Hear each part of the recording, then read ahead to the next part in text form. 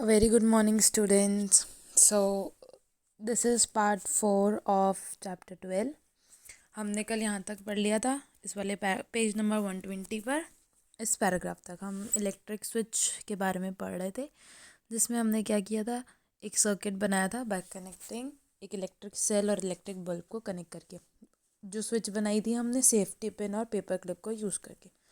अब हम इसका कंक्लूजन पढ़ने वाले थे कि सेफ्टी पिन को अगर हम हटा देते हैं, दूर कर देते हैं, तो थोड़ा सा दूर कर देते हैं तो बल्ब जलता है कि नहीं जलता है।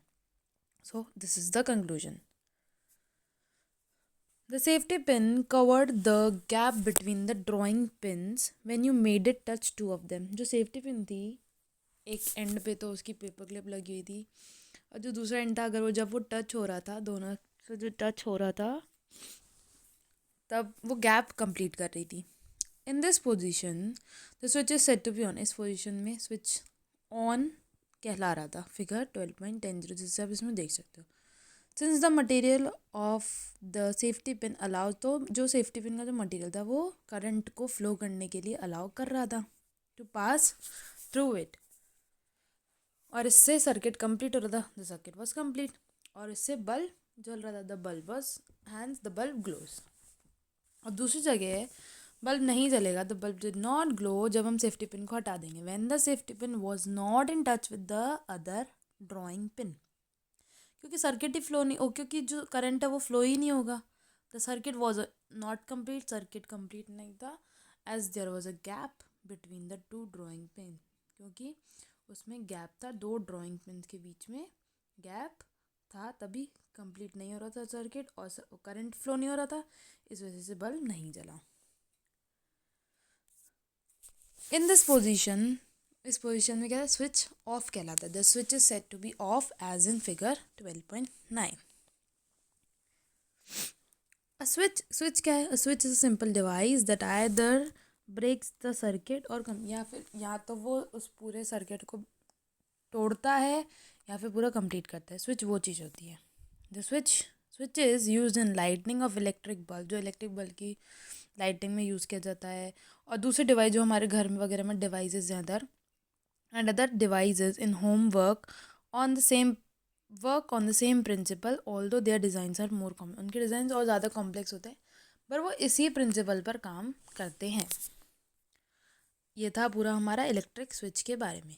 अब हमारा आता है टॉपिक नंबर 12.5, जिसका नाम है इलेक्ट्रिक कंडक्टर्स एंड इंसुलेटर्स।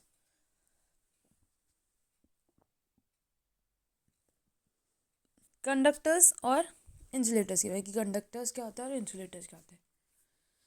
पहले मैं बेसिक समझा देती हूँ कि कंडक्टर्स वो आइटम्स वगैरह, वो चीज़ें जिससे करंट फ्लो हो सकता है, जिससे जो हमारी इलेक्ट्रिसिटी प्रोड्यूस करने में हेल्प कर सकते हैं।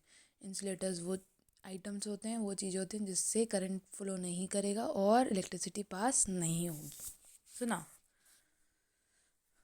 इन ऑल अवर एक्टिविटीज़, हम सारी एक्टिविटीज में वी हैव यूज्ड मेटल। हमने क्या क्या यूज़ किए थे? हमने सारी मेटल वायर्स यूज़ किए थे टू मेक अ सर्किट बनाने के लिए।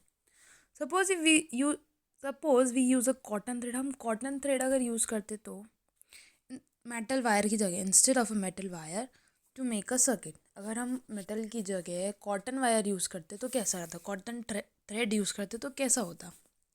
Do you think that the bulb will light up in such a circuit? तो क्या आपको लगता है कि बल्ब जलेगा कॉटन थ्रेड को यूज़ करके? What materials can be used in electric circuit so that the current can pass through? कौन से मटेरियल्स होते हैं जो इलेक्ट्रिक करंट में, इलेक्ट्रिक सर्किट्स में यूज़ किए जाएं कि करंट पास हो? Let us find out. Activity 5, disconnect the switch from the electric circuit you use for activity 4। Switch को डिसकनेक्ट कर दो जो हमने इलेक्ट्रिक 4 में यूज़ किया था। This would leave you with two free ends of wires as shown in figure 12.2a 12.12a, जैसे इसमें देख सकते हो, खाली हो जाएगा। Bring the free ends of the two wires close, थोड़ा पास लेके और दोनों को टू लेट देम टच, दोनों को टच करने के लिए। क्या लाइट जली अब? You can now use arrangement to test whether any given material allows current to pass through it not. आप ये जो नीचे जो भी कुछ आइटम्स है वो यूज़ कर सकते हो कि वो वाली मटेरियल से लाइट जल रहा है, करंट फ्लो हो रहा है कि नहीं हो रहा है। 12.12 A conduction tester.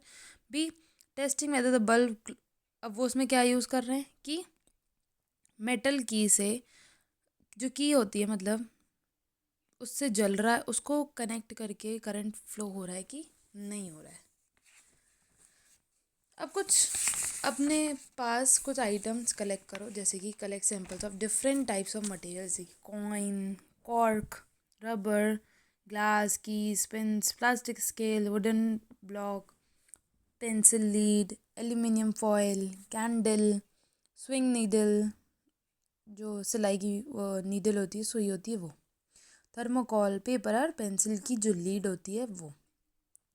One by one bring the free ends दोनों। अब क्या करो, एक एक एक बार जो वायर की जो फ्री एंड्स है उसके बीच में ये सारे आइटम एक एक बार लगा के देखो और चेक करो कि करंट फ्लो हो रहा है, बल्ब जल रहा है कि नहीं जल रहा है।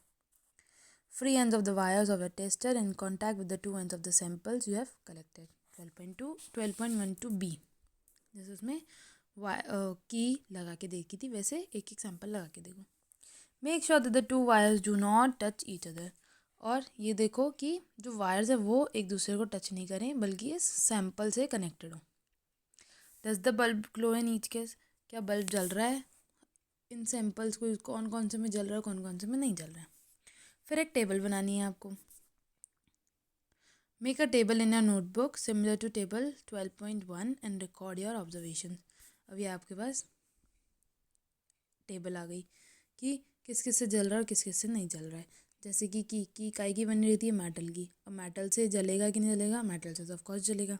इरेज़र, इरेज़र किसका था, रबर का, तो रबर का नहीं जलेगा क्योंकि रबर इज़ अ इंसुलेटर। तो जो जो चीज़ें इलेक्ट्रिसिटी पास करने के काम आती हैं वो होती हैं, करंट पास करने के काम आती हैं वो होती कंडक्टर्स, और जो नहीं पास करती करंट वो होती हैं इंसुलेटर्स। अभी आगे पढ़ेंगे, पहले ये एक्टिविटी करके देखना और इस टेबल को आपको फिल करना है। फिर अपन इसके आगे की सम अप करेंगे, इसका कंक्लूजन पढ़ेंगे कि कंडक्टर्स क्या होते हैं, इंसुलेटर्स क्या होते हैं, और फिर इस चैप्टर को अपन कल सम अप करेंगे। कल तक या परसों तक तो पूरा चैप्टर अपना कंप्लीट हो जाएगा अच्छे से। तो टिल डैट मैं चाहती हूँ कि आप इस पूरी चैप्टर को फिर से एक बार रीड करो, सारी वीडियोस एक बार पढ़ो, क्योंकि ये शायद ये आपके लिए कंफ्यूजिंग हो सकता है, बट इसको कंफ्यूजिंग मत बनाना। अच्छे से वीडियोस को 2 बार 3 बार सुनना, एक एक लाइन सुनना, एक एक लाइन अपनी बुक की आप खुद से रीड करना, खुद से मेहनत करना थोड़ी सी, तो अच्छे से चैप्टर पूरा आपका हो जाएगा। And so this is 31 December 2020, आज 2020 का लास्ट डे है। So please enjoy and do not forget to study also, and a very happy new year in advance. और यहाँ तक का रिवाइज़ कीजिएगा और फिर कल परसों तक हम इस चैप्टर पूरा सम अप कर लेंगे। Okay, children, so till that, stay safe, stay home, and read and revise. So, thank you.